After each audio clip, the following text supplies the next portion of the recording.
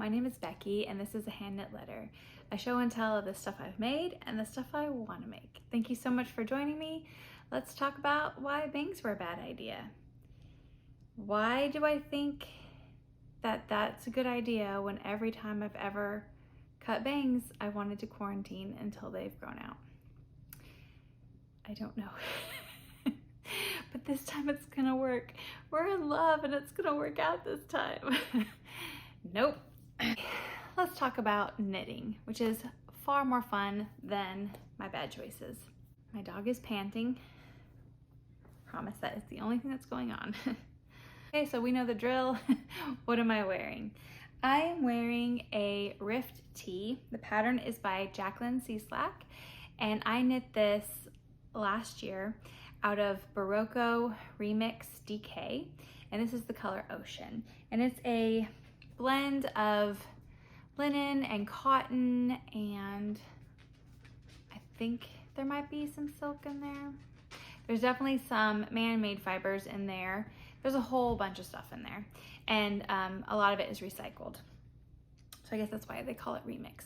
But it's pleasant to wear. I really enjoyed knitting with it, and I enjoyed this pattern very much, even though it is a bottom up, which is not my favorite.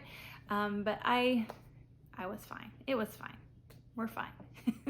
It's actually a very nice pattern, and I would knit it again. I did add, I believe, an inch to the body before splitting for the sleeves because it is short. Even now it is still short. I have to wear high-waisted things with it if I don't want my stomach to show, and I never want my stomach to show, so I wear high-waisted things with it.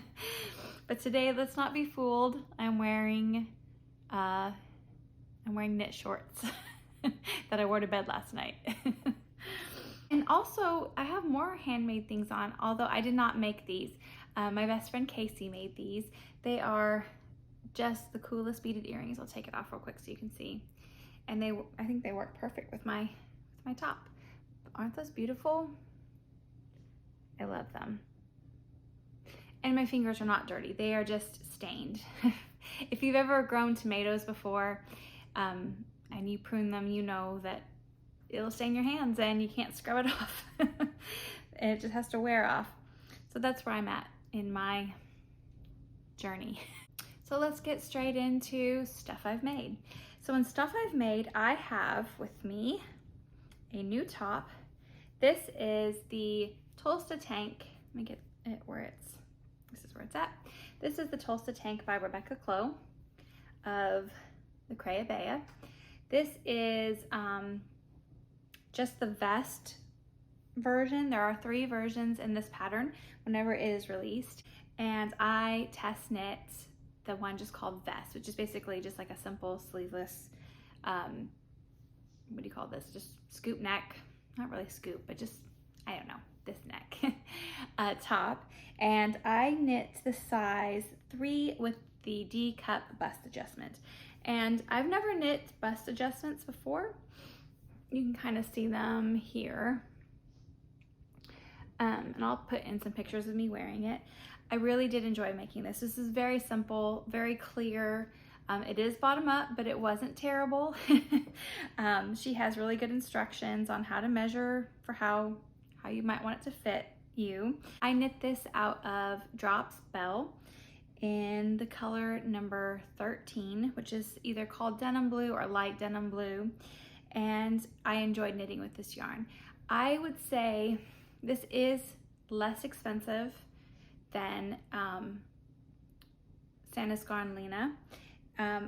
I feel like it's very comparable to Lena in content and in just the way it knits up. I would say this is drapier and softer. I like this better. It's like half the price. So I would say anytime, unless there's like a specific color that I have to have in Lena, I would choose Drops Belle. I would suggest that for other people as well. So yeah, this was very simple. I would say this is a beginner friendly pattern, And the cool thing about this pattern is that when it comes out, you have options to create your own. There is a square neck version with just like not spaghetti straps, but just kind of like a ribbed strap. There's a V-neck option. I can't remember what she calls all of them. I know one's called camisole. I'm not sure what the other one is called, but you'll see whenever the pattern comes out. There's so many variations I've seen people, some of the test knitters make that I think look fantastic. Kelly, I'll put her picture here from Instagram. I'll check with her first. She made a beautiful, she made several to make like kind of like a twin set with a cardigan that she made, and she had one that had a ruffle bottom, and yeah, I loved all her versions and they look fantastic. But this is such a nice staple pattern to have, and I think it's really nice that you have options to create so many different things from one pattern, and I really appreciate that. Yeah, and I really enjoyed test sitting for Rebecca. She's very laid back and dryer. Let's make a little song for a little bit. Yay, close to fold. So this is coming out very soon. I think maybe this week. I think June 7th. So keep your eyes out for that. It's an excellent pattern, and I would tell you if I didn't think so. And I really do think so. So yeah, keep your eyes peeled for this pattern, the Tolsta. I think that it's perfect for summertime, and I'm gonna get a lot aware of this. I think I'm going to make another. This took me 4 and not even a half skeins of Drops Belle. I did order, I think 8. So I think I might make a striped version in the square neck sometime. We'll see, maybe next summer, because I want to move on to other things. I want to make other things. I've got other things lined up. So yeah, but I will definitely come back to this pattern. It's a keeper. Okay, so let's get right into stuff I'm making. So in stuff I'm making, I have got a kerchief on the needles, and this is specifically the Summer Camp Kerchief by Ashley Adams of Designed by So and So, and I'm making it. This also has 3 versions for the price of one, so that's kind of nice. I've made one before that had several rows of yarn overs, kind of like eyelet rows throughout the whole thing, but this one has a center eyelet section, and I'm making this out of a bad-mouthed I didn't badmouth Lena. I like the Sandnes Garn Lena and the Tynn Lena, don't get me wrong. I just think that the Drops Belle is better for your money.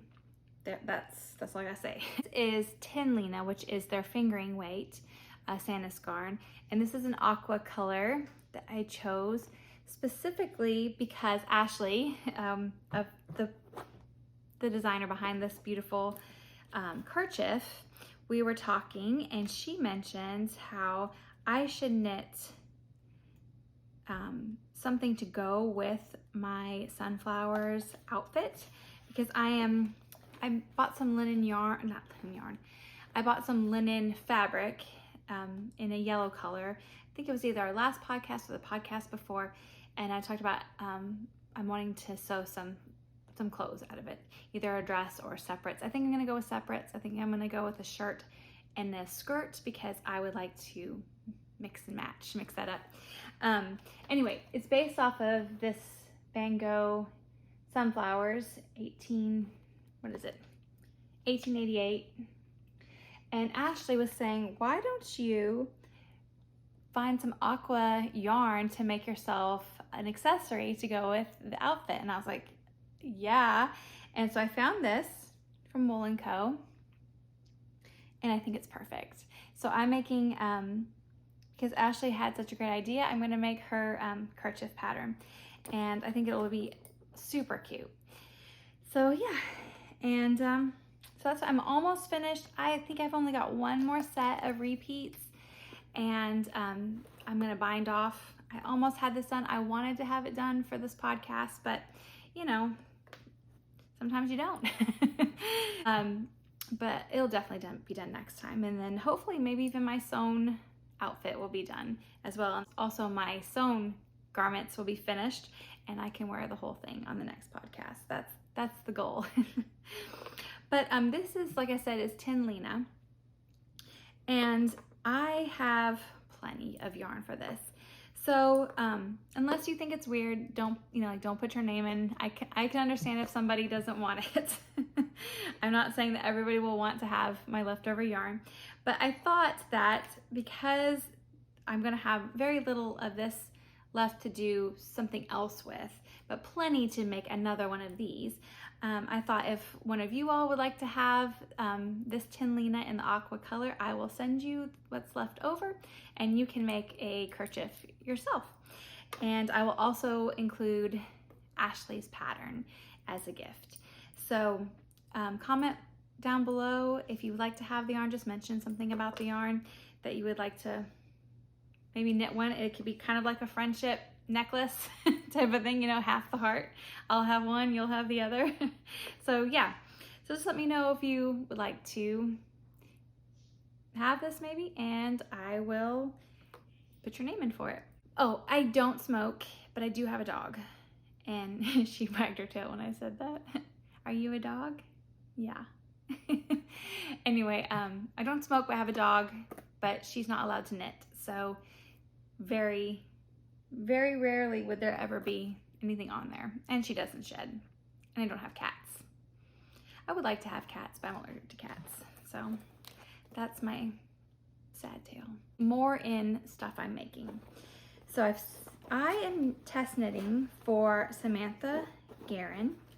She has a new summer top coming out relatively soon, and it is called the Seagrass Tank. Now mine's all wrinkled, but it's going to be so beautiful. So I am on the back of this, and first I want to show you, let's back up. First I want to show you my inspiration painting. If you're new here and you haven't seen any of my other episodes, I am basing all of my color choices for my clothing based on the paintings of Van Gogh, because I love his colors and I'm bad at picking my own. So I'm going to choose his as my inspiration. And what's super cool is Miriam, I think that's how you say your name, I hope so, because you are so sweet and I like you a lot. She had sent me a DM on Instagram where, and I'll put that here, I'll put the Instagram post, and maybe I'll even link it down below, where Van Gogh had chose his colors for his painting palette based on yarn scraps. And I hope that's so true, because it makes me think that we're even more connected. It's a good thing he's not alive, because I would probably have a restraining order against me from him. I would be restrained. Anyway, just because I think his paintings were brilliant. Anyway, this is what I based it on, was a view of the sea at Sainte Marie's. Isn't that beautiful? I just really love the colors, and because Samantha, her tank is called the Seagrass Tank, I thought this is perfect. And so there we go. This is my seagrass view of the sea inspiration. It's a beautiful like sea glass bottle type green. I really, really love it. This is the back. Let me put some stuff down because I don't multitask well. This is the back that I'm working on, and this is the beautiful lace detail in around the arms. I will pick up from this point on and knit a folded arm, I guess band, I guess what you would call it. And then the neck will also have a folded neck band. So this is the back, and I'm starting the shaping.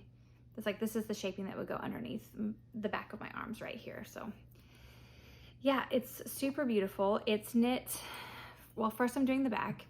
Then I'm gonna pick up over here and knit the front down. And then once I get past the underarms, then I'll join in the round and knit the whole thing down. And this is gonna come out later in, I believe, probably July. It's due the beginning of July, so probably later on in July this will come out. And it is such a beautiful tank, and the pattern already is super easy to understand. I don't think that she'll have to revise anything, because I have had no trouble with it so far. I'm knitting this out of Cascade This is Cascade Cotton Sox. And this says color number 28. I'm not sure if it had a name before color number 28. I got this on Wool & Co.'s website, and they wound it for me, which I love that they'll do that for you for free. You don't have to pay extra. And this is a very budget-friendly yarn, at least for my budget. It is, it's quite doable. I believe all three skeins came to, I think, $30 for this, and I'll have plenty. And this yarn feels fantastic. It feels beautiful. It is probably the softest cotton I've ever worked with. It is not, and also could be the weight of it. I don't know, but it's not, it doesn't hurt my hands to work with this.